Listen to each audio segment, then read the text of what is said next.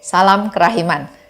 Hari ini 4 April, kita diajar oleh Suster Faustina untuk berdoa, doa persembahan.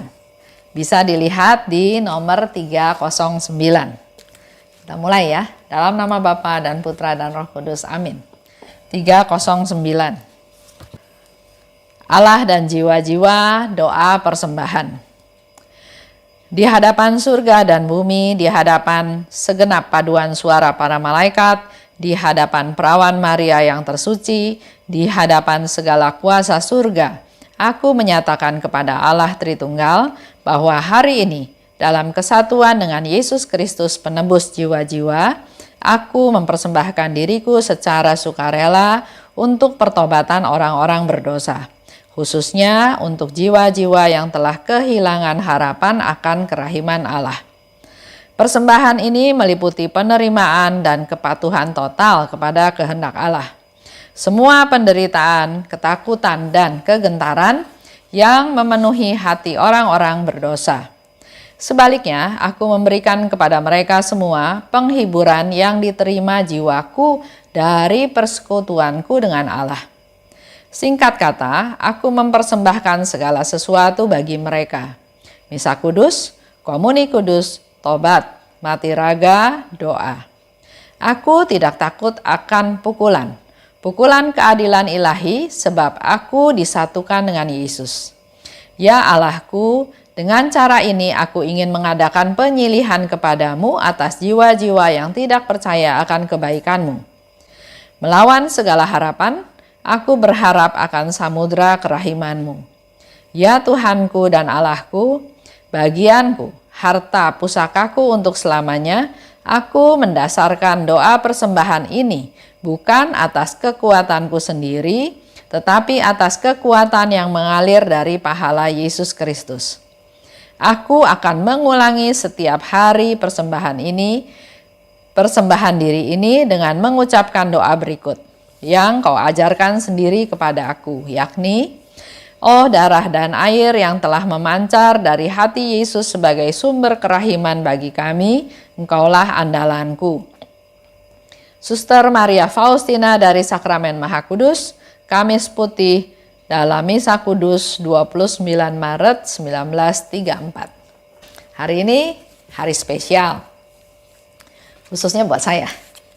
Hari ini adalah hari ulang tahun saya yang ke-65 dan bacaannya diberikan tema doa persembahan dan menjadi satu dorongan buat saya juga untuk bisa berdoa seperti Suster Faustina. Hal ini terjadi pada tanggal 29 Maret 1934 pada Kamis Putih dalam Misa Kudus. Itu yang terjadi, yang dialami oleh Suster Faustina. Yesus berkata, aku ingin agar engkau mempersembahkan dirimu bagi orang-orang berdosa, khususnya jiwa-jiwa yang telah kehilangan harapan akan kerahiman Allah. Itu ada di 308. Jadi 309 doa persembahan ini sebagai jawaban atas apa yang Yesus katakan di 308. Aku ingin agar engkau mempersembahkan dirimu bagi orang-orang berdosa. Dan Suster Faustina menanggapi permintaan Yesus tersebut dengan doa persembahan 309. Dikatakan oleh Suster Faustina dalam doanya, di hadapan surga dan bumi, di hadapan segenap paduan suara para malaikat, di hadapan perawan Maria yang tersuci, di hadapan segala kuasa surga, aku menyatakan pada Allah Tritunggal bahwa hari ini dalam kesatuan dengan Yesus Kristus sebagai penebus jiwa-jiwa, aku mempersembahkan diriku secara sukarela untuk pertobatan orang berdosa. Kita sambil belajar ya, apa yang dilakukan oleh Suster Faustina untuk menjadi silih, untuk menyelamatkan jiwa-jiwa orang berdosa. Dia mempersembahkan dirinya pada hari ini secara sukarela, bukan terpaksa, bukan karena ancaman, tapi secara sukarela dia mempersembahkan dirinya untuk pertobatan orang berdosa. Khususnya jiwa yang telah kehilangan harapan akan kerahiman Allah. Kita kembali lagi ke cerita yang lalu yang sampai sekarang masih lumayan rame di WhatsApp grup ya, tentang seorang yang sudah sekarat, sakit parah di rumah sakit, tapi dia nggak mau didoakan oleh pastor. Dia nggak mau terima sakramen tobat. Dia nggak mau terima sakramen perminyakan karena menurut dia percuma. Saya sudah berdosa sangat besar, nggak mungkin Tuhan mengampuni saya. Jadi percuma, jangan doain saya. Di situ ada seorang pastor yang diminta oleh seorang suster untuk berdoa buat si sakit ini. Dan memang reaksinya dia bilang, saya nggak mau didoain, percuma. Karena nggak mau didoakan ya pastornya nggak maksa ya. Pastornya pergi ke kapel, dia berdoa, dan setelah itu ya sudah mau pulang karena orang ini nggak mau didoakan. Tapi ketemu lagi sama suster tersebut, dan suster itu tetap minta kepada pastor tersebut untuk berdoa buat si sakit itu. Nah, gimana caranya ya? Sementara suster ini minta supaya berdoa buat si sakit, tapi si sakit nggak mau didoain. Akhirnya pastor itu masuk lagi ke ruangan itu dan dia katakan, saya nggak berdoa buat kamu, tapi saya mau berdoa di samping kamu. Saya mau nebeng duduk lah istilahnya ya. Dia mau duduk di samping si sakit, tapi dia nggak berdoa buat si sakit. Si sakit bilang, ya sudah, kalau mau berdoa silahkan. Percuma, jangan doa buat saya katanya ya. Dia marah-marah kalau dia didoakan. Nah, pastor ini berdoa koronka. Demi sengsara Yesus yang pedih, tunjukkanlah belas kasih-Mu kepada kami dan seluruh dunia. Itu terus diulang-ulang sampai akhirnya si sakit merasa terganggu atau tergerak atau ya akhirnya dia bereaksi. Dia bilang sama pastor, jangan doa seperti itu, Tuhan gak mungkin ampunin saya. Biar bagaimanapun Tuhan baik, Tuhan gak mungkin ampunin saya karena saya dosa besar. Nah, karena hal itulah maka terjadi komunikasi. Dosanya apa? Barulah si sakit ini cerita bahwa dia berdosa besar karena dia menyebabkan satu keluarga di dalam satu mobil ketabrak kereta api karena dia lalai untuk menutup lintasan kereta api tersebut. Pastornya tanya kejadiannya di mana dan seterusnya dan pastor itu bilang, tahu nggak? Saya adalah anak daripada keluarga yang meninggal tersebut dan saya sudah memaafkan Bapak. Sudah dari sejak dulu saya memaafkan. Si sakit kaget karena ternyata pastor yang melayani dia itu adalah salah satu anak dari keluarga yang meninggal semua karena si anak ini kebetulan tidak ikut dalam mobil tersebut. Akhirnya terjadi rekonsiliasi, terjadi pertobatan. Pastor juga penuh sukacita keluar cari si suster tadi. Mana susternya?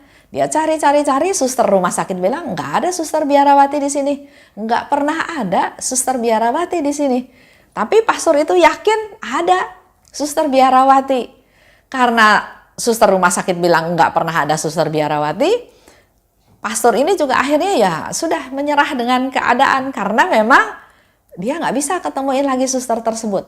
Sekian lama kemudian pastor ini pergi ke Vilnius dan dia melihat gambar dari Santa Faustina ada di dinding. Dan dengan spontan pastor ini bilang, inilah suster yang menyuruh saya berdoa buat si sakit tersebut.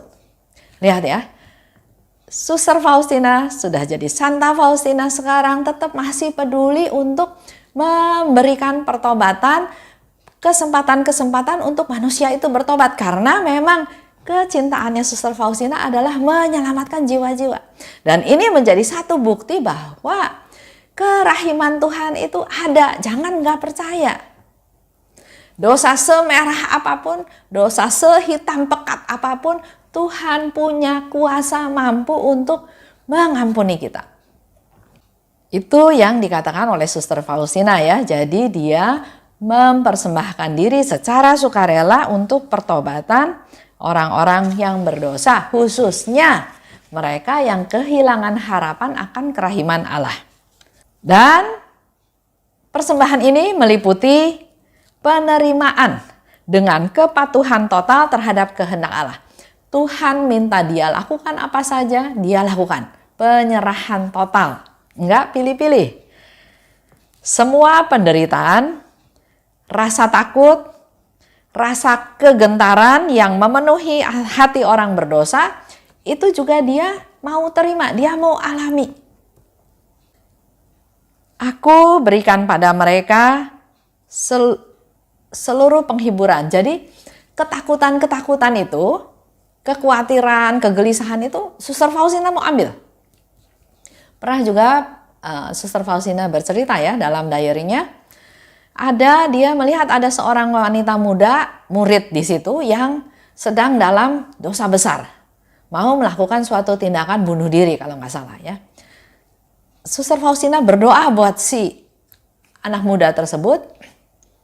Dia berdoa dan dia yang merasakan ketakutan sakratul maut pada saat orang yang mau bunuh diri itu ternyata penuh dengan ketakutan.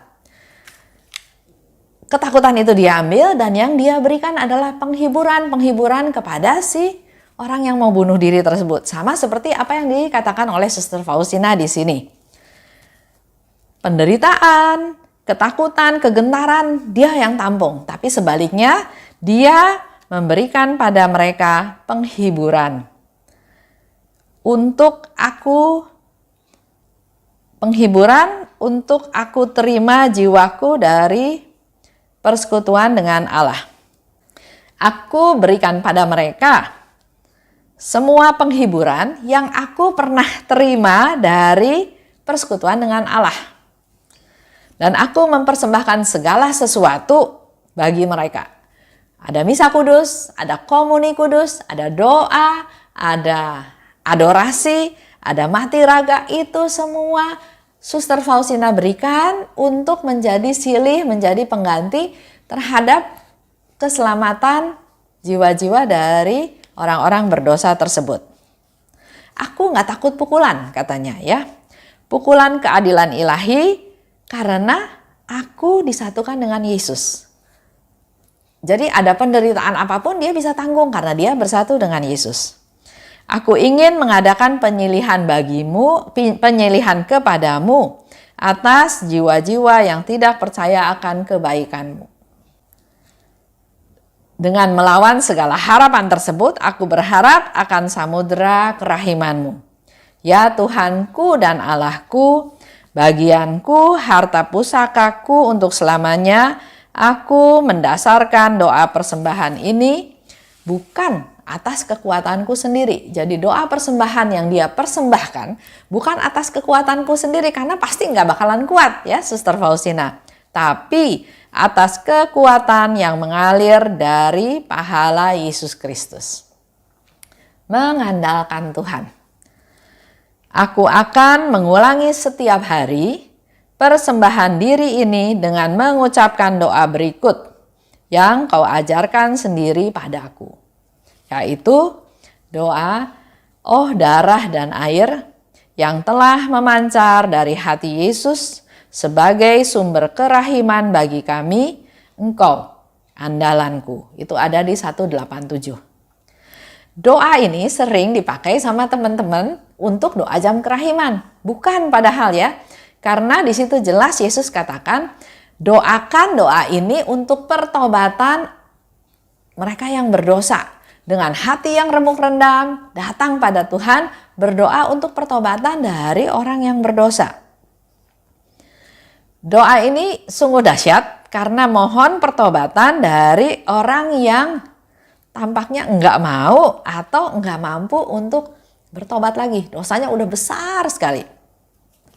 Ini adalah doa istimewa demi bertobatnya orang yang sudah menyerah dalam hidupnya. Berdoa untuk orang-orang yang putus asa. Darah menguduskan jiwa menjadi ilahi, air membenarkan jiwa tersebut.